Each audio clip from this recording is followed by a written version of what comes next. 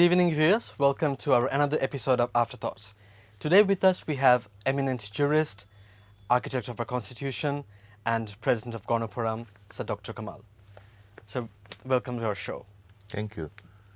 So, sir, today we will be discussing mainly on the current political issue that is troubling the entire nation, Right. which is election. Right. Whether it should be under caretaker government or a non-partisan government. So, sir, what is your take on it? No, I think elections are something that concerns not only the parties or the two big parties, but it concerns the entire population, and in particular voters. 80 million voters have their right, which they must exercise within this period in order to be able to bring about a peaceful change from the government which will complete its term in 5 years, which is just 6 months away. And a government should be in place through elections to be the next government. Now, therefore, this is something which demands everyone's attention and concerns everybody. I think it has been, in a way, very narrowly focused to as if it's a dispute between two parties or two party leaders, which is not. It's an issue which concerns us all because we believe in democracy. You see, the number of things which you can all see is beyond controversy. In this country, we are committed to democracy. Everyone stands for having a democratic system, and everyone is agreed, and this is a very important part of our constitution, that power belongs to the people.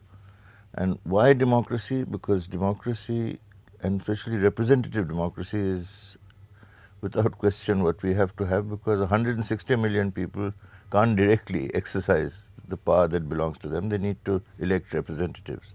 And that is why election becomes so critical. Who is going to run the government? It must be genuine representatives of people, and that's why people are concerned to see that the mode of election is free and fair. And that is why how the election is conducted has become an issue in Bangladesh, which has been something about which there have been movements for free elections when we removed the authoritarian government in 1990. The whole issue was because of the 1986 election, where words like this came into the vocabulary: voter-less election, media coup. Now, when you say why is caretaker not in other countries, but in other countries words like this have not become part of the political glossary. So we have experienced that, it's very unhappy experiences, in the light of which we had to have a unified citizens movement, at the end of which we achieved what we thought was the kind of election that we demanded, not under the then government, but under a caretaker government. Chief Justice was agreed upon by all parties to come and conduct the election, and this was not provided for in the Constitution. So in the point, we've always been told we must look to the Constitution, but if we had looked to the Constitution, then the president who had held a bad election in 86 was constantly saying that, well, according to Constitution, no one else can hold the election. I will hold the election. Yes, sir. But the Constitution right now accommodates the 15th Amendment, and the 15th Amendment does not have any scope for caretaker government. No, but that's really what the source of the problem is. The 15th Amendment was put through. First of all, this is not an election issue in 2008 to say that if we are elected, we'll change this. Be that as it may, even the change that has come is now said to be due to a judgment of the Appellate Division of the Supreme Court.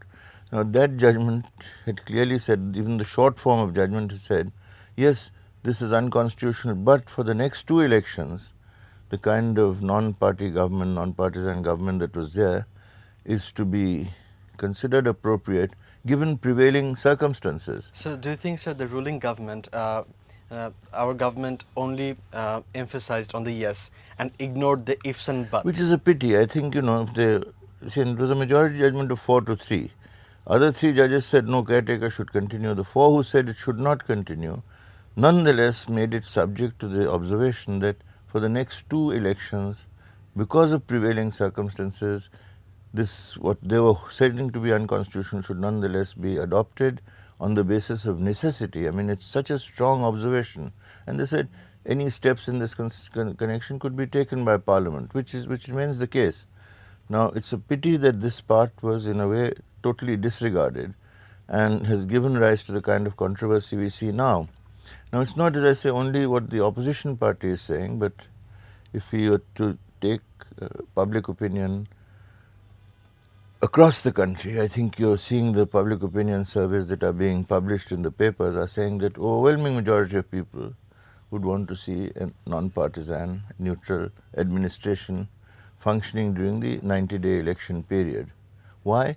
Because if this 40 years of experience, when it said no other country has it, but 40 years they have not had the unfortunate experience we had in 1986 elections, the unfortunate experience we had in Magura by-election, where it was totally discredited. The election commissioner, chief election commissioner, came and said, he expressed his great concern that he could not stop the malpractices that had affected that election. And that is what led to people saying that unless there was a change in the framework, the results would not be accepted, and that's what happened.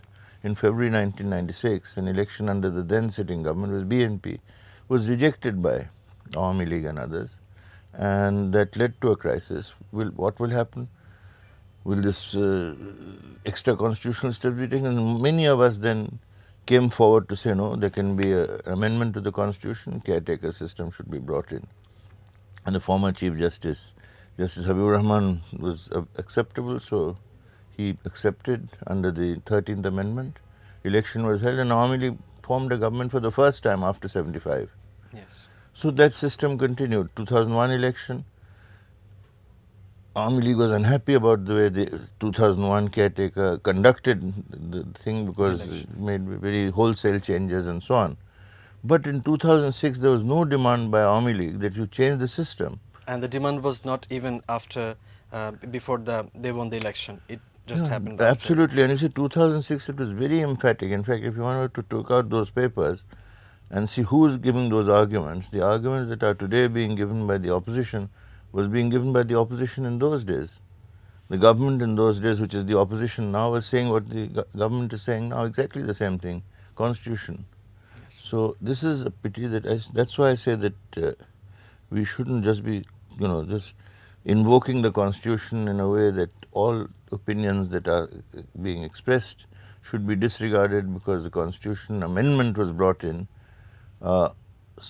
saying that the Supreme Court had required it, but then ignoring what the Supreme Court had said about prevailing circumstances and at least 2 more elections. Our Premier is stressing every now and then about to stick to the 15th Amendment to ensure continuation of democracy, a democratic government. So that is why the ruling party or the government is averse to having a caretaker government. No. So do you think there will be, democracy will be hampered in any way? No. Everyone is for democracy, and that there is no two views. Everyone was committed to democracy. I mean, we have always said that democracy is what we've achieved through independence, and therefore we will preserve it in every possible way. But it is in order to preserve democracy that you must also ensure free and fair elections acceptable to all. Democracy will be threatened if we have substantial sections of the people and the principal opposition party, but it's not only the principal opposition, other sections of people also have been quite clear that they would like to see a free and fair election, which in the light of past experience cannot be expected under a ruling government, because ruling governments, because of past practice, do not observe neutrality in the matter of the way police conducts itself, the security forces, the administration, the DCs, they are all appointed by the ruling party, and therefore it's been seen, it's not something matter of speculation. In all cases where there has been a ruling party, and then all of these instruments of government have not shown the neutrality that they are expected to manifest during an election. And as I say, in Magura, the chief election commissioner clearly is on record that I was helpless because the administration is not able to help to ensure the fairness of the election. So in the light of that, the 13th Amendment had come. And it's in the light of that in 2006, the present government, the then opposition party, was so emphatic. And we were all part of that movement. Caretaker government. Yes, for the caretaker government. We were all for it and we got it. And the 2008 result was that the ruling party was voted out. Landslide victory. Landslide victory. Present government came in. Now, having got the full benefit of that system, it is strange. Now they're saying, no, we are compelled to do this by the court, but that's not correct. The court had said for another 2 elections, you can maintain the system that was there with such adaptations. Yes, maybe you don't want to drag in the judges, because it was seen that in the past, because you said immediate past Chief Justice, some amount of manipulation was done through extending the term of the judges and so on. So a particular judge might be the last Chief Justice. Right, so we can leave the judges out of this. We don't want the judges to become objects of controversy. But the provision was the President, after consultation with everyone, can find a person who is broadly acceptable as a non-partisan person. And it's even possible that among elected people you can find a non-partisan person if the President were to carry out consultations. So the essential thing is, to maintain democracy, you have to ensure that people who are the voters, who are the source of power, are assured of a means of selecting their representatives which is free and fair. And the outgoing government should not be in a position to influence the outcome in their own favor. It's as simple as that. So what would be your suggestion in finding out a means to ensure that all the voices are heard? Right now, because is there a way out between interim government and caretaker government, and who can play the most significant role in? You see, happily there is still time. I mean, happily the government is there. 25th of October is there when, according to the Constitution, 90 days before the end of the term, the House should be dissolved and election process should start. Now, therefore, at least we have time till the 25th of October for a national dialogue, not only between the government and the main opposition party, but I would say national dialogue should involve views of other political parties, civil society organizations, human rights organizations, professional bodies, women's organizations, of whom we have persons who have expressed themselves on this issue. Now, the President could start the process. He could individually start consulting and seeing if he could not make himself a proposal that the government could find acceptable. But if there's to be a more formal process, we and like-minded political parties have suggested, let us have a national convention, a citizens' convention, where all parties should come in, put their views forward with the reasoning and arguments in support of their position, but not, as it were, taking rigid, inflexible positions, but seeking to find the common ground and a consensus. Because what is wanted is a good election. Now, nobody will dispute that. And, if you put forward reasonable arguments, every attempt should be made to see that all the people who participate move towards a kind of common ground and consensus. And, the President should make that appeal to everyone to do so, and himself should attempt to reflect that consensus in any recommendation he makes to the government. So we'll explore more on the possibilities of coming up with a solution. Sure. We'll go for a break. We'll be coming back soon. Viewers, we were discussing about how to mitigate the current political crisis. Please stay with us. We'll be back just after a short break.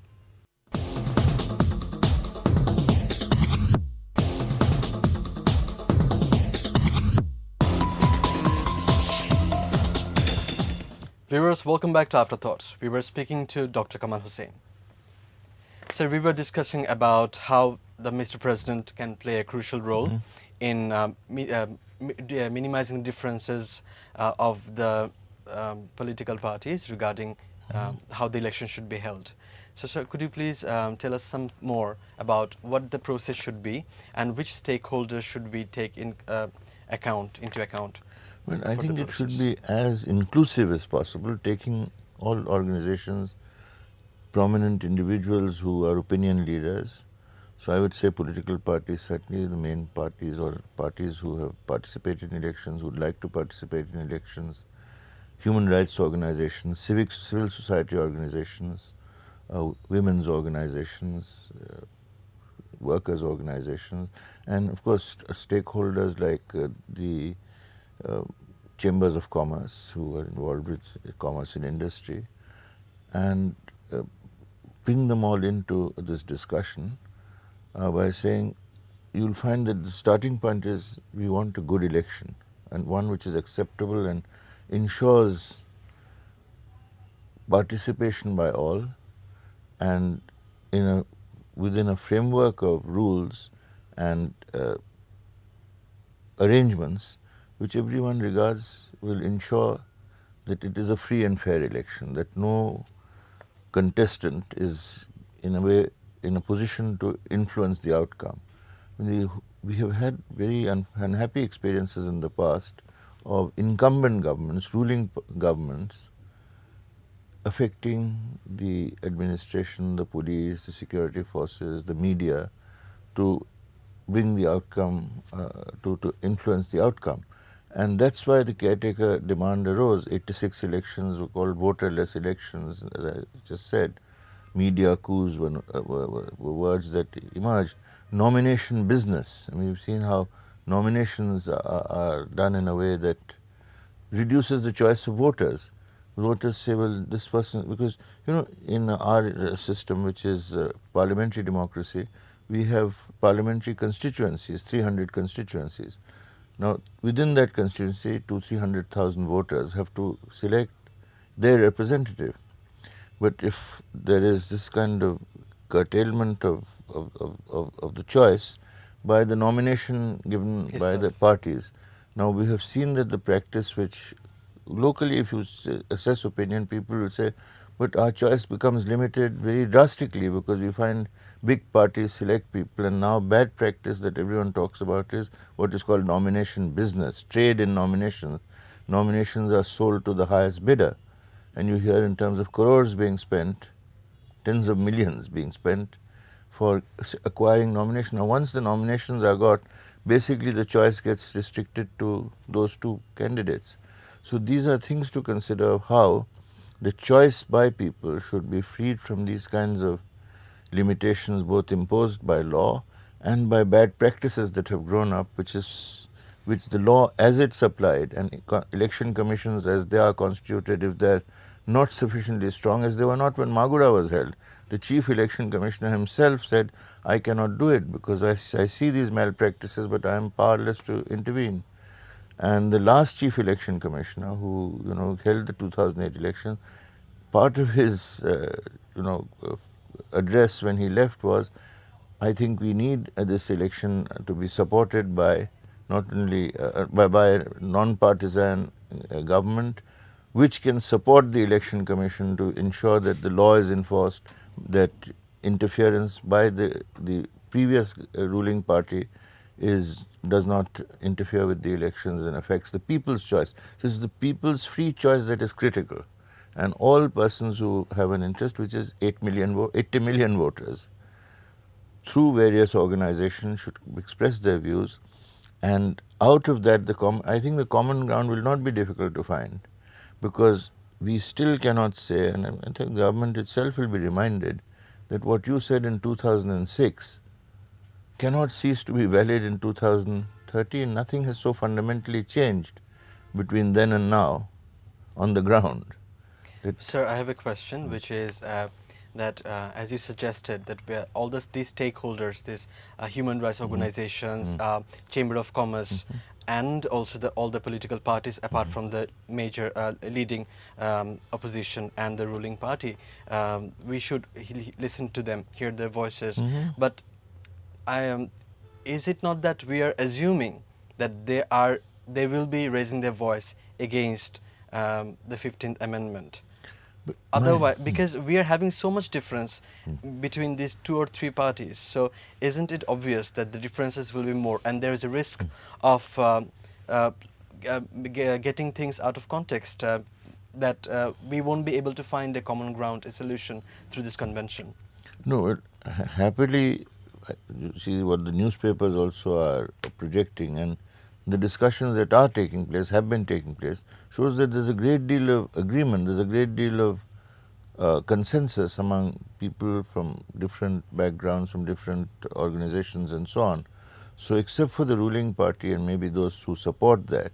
And also, unless these bodies are under political influence and politicized, some under political pressure. My hope would be that, at least for this national dialogue, I was thinking of a kind of citizens' convention within this month, which could be called by the president, which could be called by the parties, which could be called by concerned citizens, to say let's all sit down and let the media could play a very big role, because I would like this to be a transparent discussion. Let every side put its position, and citizens can also see, watch, and citizens' opinions could also be measured.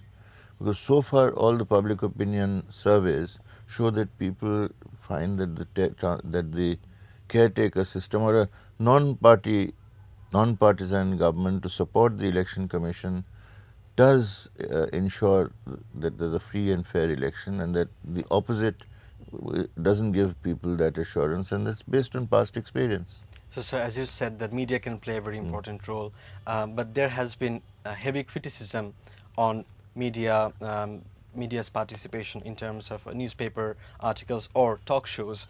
Those have been bombed heavily for bringing up controversial topics and over-exercising by the government.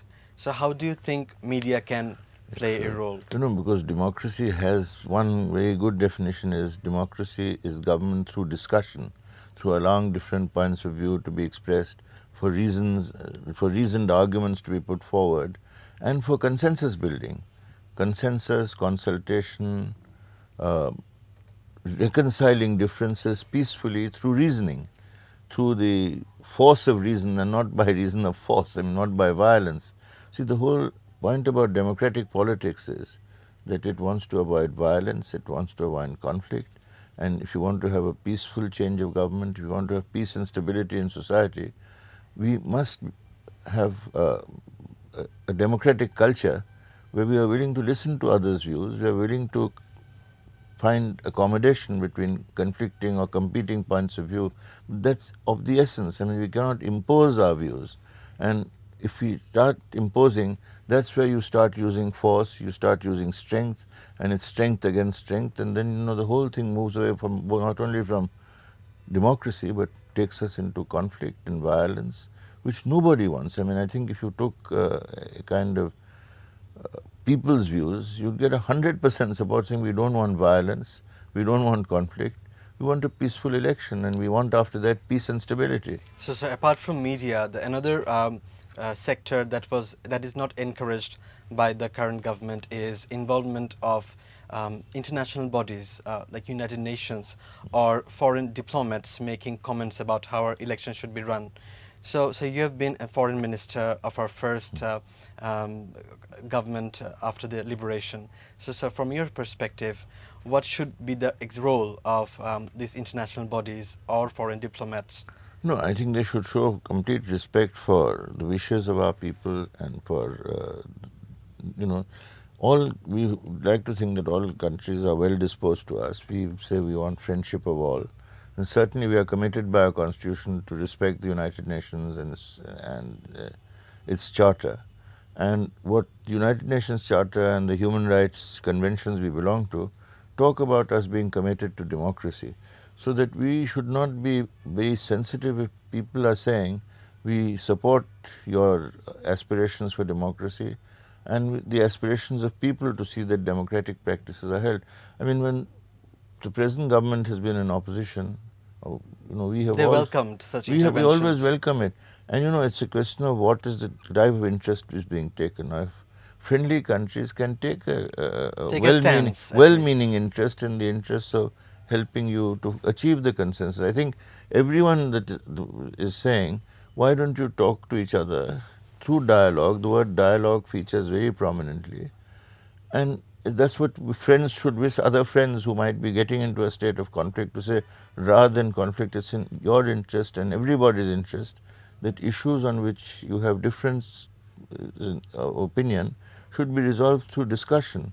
And in this discussion you can involve everybody, so that it's not a confrontation of one party against the other, because this is an issue which affects 80 million voters, 160 million people, and therefore if everyone is brought together, and the President can certainly play a constructive role in seeing that consensus is achieved. And sir, you're also in for you're also supporting dialogue And through consensus, convention, a solution and through also consensus. they're also talking about dialogue, and we all hope that a dialogue can happen and Sure. solve this problem. So we Sure. are at the end of this show. Thank you Thank so you. much for giving us your valuable insights and opinions. Thank you. And we hope viewers, we were listening to Dr. Kamal Hossain. He gave us his valuable comments on how the election should be held and what can be the possible solution. So thank you so much for being with us, and we're ending this show now. Good evening. Thank you.